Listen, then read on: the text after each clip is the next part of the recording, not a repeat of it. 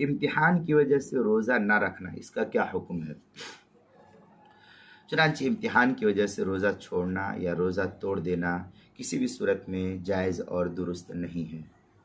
रोज़ा रखे और रोज़े के साथ इम्तिहान दे, अल्लाह ताला की इस सूरत में मदद होगी, अल्लाह ताला से मदद मांगे। लेकिन सिर्फ रोज़े की इम्तिहान की वजह से रोज़ा ना रखना तलबा का ये जायज़ नहीं होगा।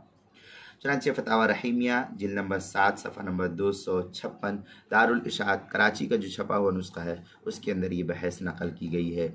और रोज़े के मसाइल का इंसाइक्लोपीडिया उसके सफ़ा 36 उन्वान है इम्तिहान की वजह से रोज़ा ना रखना, उसके तहत भी इसको नकल किया गया, वहाँ भी देख सकते हैं।